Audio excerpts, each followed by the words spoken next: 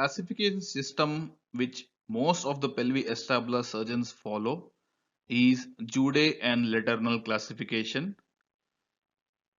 Jude and Letourneur published the series of recordings of fractures in 173 patients in 1964. Please remember that in 1964 even CT was of not that good quality. They made study in their own patients over a period of 10 years and recorded all possible types of fracture pattern. What is amazing is even after half a century now, there has hardly been any modifications to this classification system, and this system has stood the test of times. That's how great their work was. To be noted is there were two Judes. There was Professor Robert Jude and Dr. Jean Jude, along with Emily Letourneur, all from France, who made this study. So these three were the great gentlemen, Professor Robert Jude, Dr. Jean Jude, and Dr. Emily Letourneur, whose work deserves great appreciation. The classification of fractures as per Jude and Letourneur classification divides acetabular fractures into two basic varieties. We have the elementary fractures and then we have the associated fractures. Each of these entity have 5 subtypes. What is the difference? The difference is in elementary fractures we have a single fracture line, whereas in associated fractures we have more than one fracture line.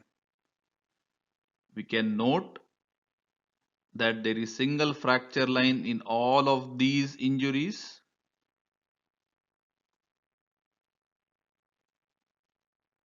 whereas there is at least two fracture lines in these 5 sub-pattern of injuries.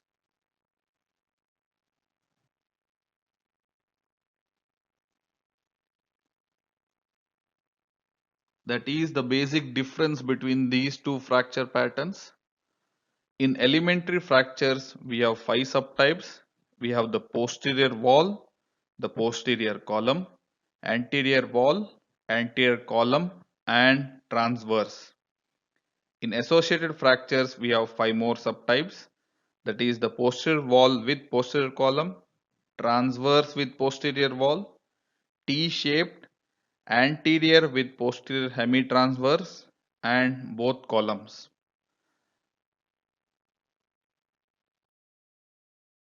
So to revise, elementary and associated, 5 subtypes into each.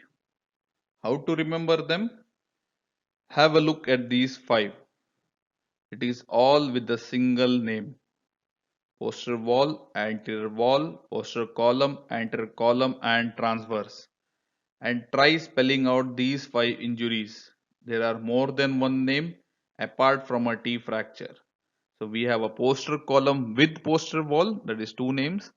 Transverse with posterior wall, anterior column posterior hemitransverse, associated both columns. This clearly tells us that associated fractures of these 5 varieties have at least more than one fracture lines.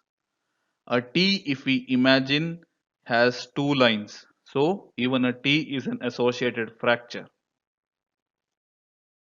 To demonstrate the fracture lines in a 3D bony model, we have single fracture line in all the elementary types, one fracture line no matter the length or the breadth of the fracture line, but a single fracture line. In associated we have at least 2 or more. We have one fracture there and one fracture here. We have a T, which is a 2 fracture line. We have a main fracture line there and a transverse line, and in this we have these 2 fracture lines. Let us learn about each of these fracture pattern with examples so that we do not forget the patterns. Have a look at this example. We realize that there is some type of a fracture but do not exactly know where the fracture is. Let us draw the lines. The ilioischial line seems to be intact. The iliopectineal line seems to be intact. The anterior wall seems to be intact. The posterior wall, there seems to be some discontinuity. When we get the other view, when we get the obturator view, we see the obturator foramen in its maximum circular dimension. The innermost line we know corresponds to the anterior column, which seems to be intact. And when we draw the outermost line, there is a discontinuity in the line, and we know that the outermost line pertains to posterior wall. What about the iliac view?